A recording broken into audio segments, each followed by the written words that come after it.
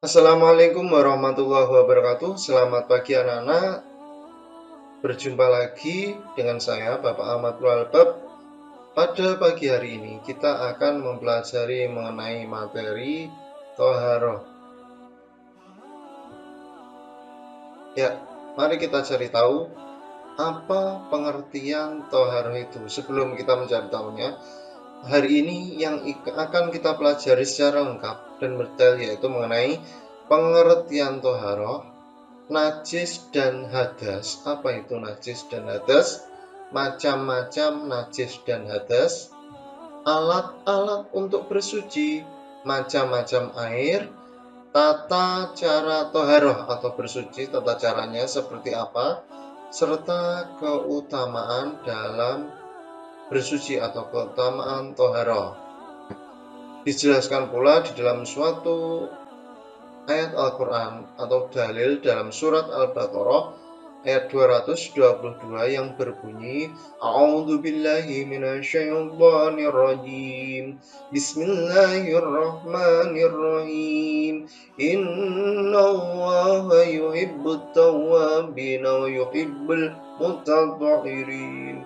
Yang artinya Allah menyukai orang-orang yang bertaubat dan menyukai orang yang menyucikan diri, karena awal mula ibadah itu dimulai dari kita bersuci, terutama ibadah sholat yang termasuk ibadah wajib. Oke, sekarang kita kembali ke isi. Oke, kita lanjutkan pada pengertian toharoh. Toharoh menurut bahasa, toharoh berasal dari bahasa Arab yang berarti bersih atau suci. Sedangkan menurut istilah, toharoh suatu kegiatan bersuci dari najis dan hadas sehingga seseorang diperbolehkan untuk beribadah wajib ya, terutama seperti contohnya yaitu sholat fardu. Kita akan melanjutkan pada tahapan kedua, yaitu mengenai najis dan hadas. Apa itu najis? Apa itu hadas? Kita buka. Najis, nah ini cara untuk membedakan agar lebih mudah ya. Agar lebih mudah apa itu hadas, apa itu najis. Yang gini, kalau najis itu kotorannya, sedangkan hadas itu keadaannya ya. Hadas itu adalah keadaan ya. Keadaan apa? Keadaan tidak suci pada diri seseorang. Ia tidak boleh melakukan ibadah seperti sholat, tawaf, dan lain sebagainya. Sedangkan kalau najis itu bendanya ya, kotorannya ya, yang menjadi sebab terhalangnya seseorang melakukan suatu ibadah kepada Allah. Jadi paham ya anak-anak ya, apa bedanya najis dan hadas? Kalau hadas itu keadaannya, kalau najis itu barang yang dikeluarkan tadi. Seumpama kalian kencing, nah keadaan kencing itu namanya berhadas. Sedangkan air kencing yang keluar itu namanya najisnya. Kita lanjutkan pada macam-macam najis. Kita klik. Nah, najis. Ya, ini macam-macam najis. Yang pertama, najis terbagi menjadi tiga. Yang pertama, najis mukhaffafa. Yang kedua, najis mutawasito. Yang ketiga ini najis mughaladoh ya. Ini najis mukhaffafa yang pertama, yaitu berupa najis yang ringan. Apa itu najis ringan? Najis ringan adalah najis dari air seni bayi laki-laki yang belum memakan apapun kecuali air susu ibu atau ASI ya. Biasanya umurnya sebelum berumur 2 tahun. Nah, cara menyucikan najis mukhaffafa yaitu dengan memercikkan. Jadi kalau ada tempat itu dipercikkan air, ambil air terus dipercikkan gitu, atau mengusap air yang suci pada permukaan yang terkena najis. Nah, itu sudah bisa untuk membersihkan namanya najis mukhafafah. Bukan hanya bersih tapi menjadi suci. Yang kedua yaitu najis mutawasitoh atau najis pertengahan. Ya. Apa itu najis pertengahan? Contohnya ada darah, nanah, air seni, tinja, bangkai, kencing, dan sebagainya. Ya, itu masuk ke dalam najis pertengahan. Nah, cara menyucikannya yaitu dengan dicuci atau disiram. Seumpama bajumu itu terkena nanah, berarti cara menyucikannya yaitu dengan cara disiram atau dicuci itu tadi ya. Kita lihat di sini ada play. Nah, najis mutawasitoh. Najis mutawasitoh itu terbagi menjadi dua, ada najis hukmiyah, ada najis ainiyah. Ya, najis hukmiyah yaitu diyakini adanya tetapi tidak nyata wujud zatnya, bau dan rasa. Cara menyucikan dengan mengairkan air pada benda yang terkena najis tersebut. Ini najis hukmiyah. Nah, kalau najis ainiyah ini namanya ya, mutawasitoh terbagi menjadi dua. Kalau najis ainiyah yaitu tampak wujudnya, ini ya, tampak wujudnya, zatnya, dan bisa diketahui melalui bau maupun rasa. Cara menyucikan dengan menghilangkan zatnya, rasa, warna, dan bau menggunakan air yang suci. Kotoran atau nanah, ya, kamu berarti menghilangkan zatnya. Jadi nanahnya yang ada di baju itu kamu hilangkan zatnya, rasa ataupun warna dan baunya. Nah, itu harus kembali bersih suci lagi. Najis mughaladah yaitu najis berat ya. Najis mughaladah itu najis berat.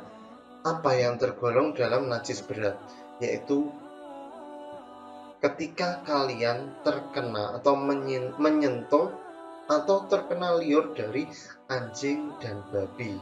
Nah, cara menyucikannya yaitu dengan membasuh sebanyak 7 kali. Seumpama yang terkena itu bagian tangan, kaki, maupun wajah babi. Nah, cara menyucikannya yaitu dengan membasuh bagian yang terkena kotoran ataupun liur tadi sebanyak 7 kali. Tetapi salah satunya dicampur dengan air yang dikasih tanah. Seberapa tanahnya? Bisa 1 sendok. Syarat kesuciannya kamu ambilkan tanah. Ya, tanah yang suci. Ya, yang mana? Ya tanah yang kering, nggak ada kita rasakan itu nggak ada najisnya gitu ya, nggak terkena kotor. Macam-macam hadas. Coba kita klik. Hadas itu terbagi menjadi dua. Ada hadas kecil, ada hadas besar. Yang bagaimana golongan dari hadas kecil, bagaimana golongan dari hadas besar? Mari kita buka bersama-sama. Hadas kecil. Apa itu hadas kecil? Ini ya. Hadas kecil yaitu sesuatu yang keluar dari kubul maupun dubur. Kubul itu tempat kamu kencing. Kalau dubur itu tempat kita membuang air besar atau berak ya. Terus hilang akal itu juga termasuk ke dalam hadas kecil. Bersentuhan kulit antara laki-laki perempuan yang bukan muhrim. Terus menyentuh kubul dan dubur dengan telapak tangan. Ya, ini masuk ke dalam golongan hadas kecil. Cara menyucikannya dengan wudu ataupun tayamum. Ini golongan untuk hadas kecil. Lalu apa itu hadas besar? Coba kita lihat bersama-sama ya. Kita klik. Hadas besar. Yang digolongkan hadas besar yaitu salah satunya yaitu berhubungan suami istri, keluar mani. Ya, keluar mani ini biasanya kalau anak laki-laki ketika kalian balik umur 11 sampai 14 tahun, ini ada namanya mimpi basah, ya Pak, mani. Nah, ini namanya seorang laki-laki itu dikatakan akhil balik, baru mencapai balik. Berarti wajib untuk melaksanakan peribadatan sesuai dengan ajaran yang telah dituntunkan, gitu ya. Ini kalau sudah keluar mani berarti sudah balik. Kalau wanita, nah ini haid atau menstruasi. Ternyata haid ini juga tanda-tanda seorang wanita menjadi anak yang telah balik dan masuk ke dalam haid. Ini juga masuk ke dalam hadas besar. Biasanya seorang wanita yang haid itu dimulai dari umur 9 tahun. Yang keempat yaitu melahirkan. Seorang melahirkan ini digolongkan sebagai hadas besar. Setelah melahirkan itu ada tahapan yang namanya nifas. Nifas itu apa sih? Nifas itu adalah darah yang keluar setelah seorang melahirkan, yaitu namanya nifas. Nah, nifas itu menurut Abu Hanifah, ada yang mengatakan bahwa nifas itu keluarnya darah hingga 25 hari. Sedangkan Imam Malik mengatakan terhitung setelah melahirkan itu nifas berlangsung selama 60 hari. Begitu juga dengan Imam Syafi'i mengatakan bahwa nifas atau darah yang keluar setelah wanita melahirkan itu berdurasi 40 sampai 60 hari. Jadi nifas itu adalah darah yang dikeluarkan oleh seorang wanita setelah melahirkan. Jadi bukan darah menstruasi, tapi darah namanya darah nifas. Itu dikatakan sebagai hadas besar. Terus yang keenam, hadas besar. Yang tergolong hadas besar itu meninggal dunia. Makanya kalau orang yang meninggal dunia itu dimandikan, mandi wajib, ya, dimandikan seluruh bagian tubuhnya. Seperti itu. Nah, ini cara menyucikannya dengan mandi wajib ataupun tayamum. Ini jika seseorang mengalami hadas besar. Juga alat-alat untuk bersuci. Nah, ini alat-alat untuk bersuci. Alat-alat untuk bersuci yang utama dan menjadi bahan pokok intinya ya, yaitu yang pertama air. Nah, air ini adalah bahan utama seseorang manusia untuk bersuci, terutama di Indonesia. Bahan pokoknya yaitu air, entah bersuci dari hadas kecil maupun hadas besar itu menggunakan air, mulai dari berwudu, mandi wajib, nah itu menggunakan air. Nah, jika tidak ada air, nanti kita dapat menggunakan namanya debu. Debu ini fasilitas untuk tayamum. Terus yang ketiga ada juga namanya daun dan batu. Untuk apa daun dan batu ini? Nah, daun dan batu ini adalah sarana untuk istinja. Ya, apa itu istinja? Nanti kita lihat macam-macam air. Karena apa? Air tadi adalah bahan pokok atau hal pokok untuk bersuci, terutama di Indonesia. Nah, macam-macamnya ada apa saja? Nah, ini macam-macam air itu ada namanya air mutlak, ada air musyamas, air mutaghayyir, ada air mustakmal. Ya. Yang pertama air mutlak, air musyamas, ada air mutaghayyir, air mustakmal, dan air mutanajis. Oke, kita cari tahu apa itu air mutlak. Kita buka. Nah, ini air mutlak. Air mutlak itu disebut juga dengan air suci mensucikan, ya. Jadi air mutlak itu bisa disebut juga sebagai air tahir mutahhir atau suci mensucikan. Nah, contohnya langsung saja air yang kita gunakan untuk bersuci. Jadi semua air boleh kita gunakan untuk bersuci. Itu disebut sebagai air mutlak. Contohnya air hujan. Ini ya. Contohnya di sini ada air hujan, air laut, air sungai, air sumur, air mata air atau sumber, air es ataupun air embun. Nah, ini gambar daun berair embun ini kalau nggak ada air sama sekali ini boleh digunakan untuk bersuci, ya. Ini air mata air, mana air mata air? Ini air sungai ya ini. Ini ada air sungai, air hujan. Ini seorang anak yang kehujanan, ya ini air laut. Nah, ini di laut kalau kamu lagi berenang di laut langsung. Nah, itu wudhu ali Rafil Ajasil Azwari, wudhu langsung, ya gak apa-apa, langsung kamu suci karena di laut itu airnya boleh untuk bersuci atau air mutlak, suci mensucikan. Terus setelah air mutlak ada air musyammas. Apa itu air musyammas?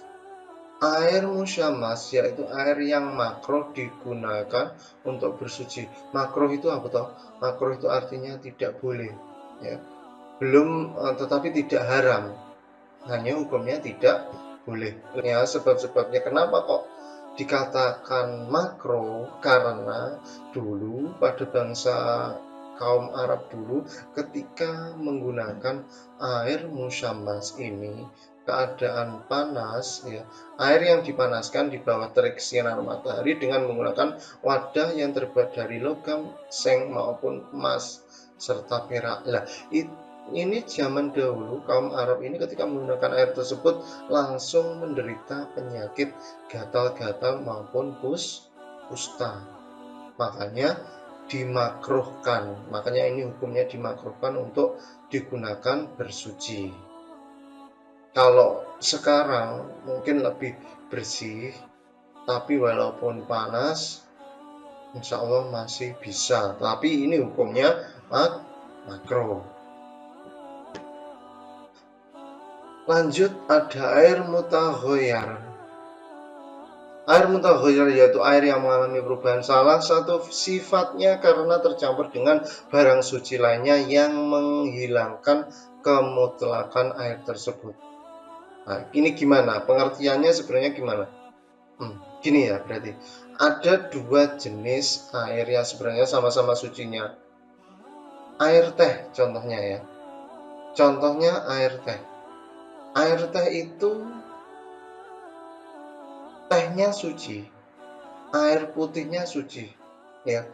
Tetapi karena teh itu tidak melekat pada kalau air sumur ya, air sumur itu kan wadahnya yang melekat di dalam sumur itu ada tanah, gitu. Tanah itu kan melekat di dalam air tersebut, ya. Air pasir laut atau pantai. Nah, air laut itu karena ada campuran pasir laut, dia tetap suci. Ya, kenapa? Karena pasir pantai itu melekat di dalam air laut tersebut. Tanah di sumur itu juga melekat di dalam air di sumur tersebut. Kan satu wadah gitu loh ya. Satu wadah. Lelek kopi, air kopi. Airnya awalnya suci. Karena tercampur kopi, kan tidak dalam satu wadah. Kopi itu punya pohon sendiri, akhirnya tercampur dengan kopi, warnanya jadi berubah. Makanya itu disebut air mutaghayyir, hilang kemutlakannya. Nah, mutlaknya tadi hilang karena terkena kopinya. Kopi bubuk tadi loh, airnya menjadi air kopi. Teh juga gitu. Sirup juga seperti itu. Begitu pula dengan air susu. Jadi air mutaghayyir ini contohnya ada 4. Air kopi, teh, sirup, dan susu. Lanjut pada air mustakmal. Air mustakmal yaitu air bekas bersuci. Ya, contoh ini, contoh. Nah, ini gambarnya ini. Ketika kalian berwudu, air yang jatuh setelah kamu wudu ini namanya air mustakmal. Ya, air bekas wudu. Ini air mustakmal. Air mustakmal ini tidak boleh digunakan untuk bersuci. Ya, jika air mustakmal tidak mencapai 2 kolah, maka tidak bisa digunakan untuk bersuci. 2 kolah kuwi ukurannya berapa toh? 60 cm, tingginya 60 cm, lebar 60 cm, serta panjang 60 cm. Nah, coba nanti kalian mencoba mengukur ya, kira-kira di tempat kamar mandimu sudah mencapai 2 kolah atau belum. Coba kalian cek biar airnya tidak mustakmal. Oke, setelah air mustakmal ada namanya air mutanajis. Apa itu air mutanajis? Air mutanajis yaitu air yang terkena najis, air yang telah berubah sifat, bau, warna, dan rasanya disebabkan terkena najis. Contoh, air got. Nah, ini airnya bening tapi tercampur dengan najis. Ya, ini disebut air mutanajis, berarti tidak bisa digunakan untuk bersuci. Nah, air got ini pasti berbau toh, ada baunya, warnanya jadi hitam, rasanya. Nah, coba kamu rasakan air di got itu kayak apa ya.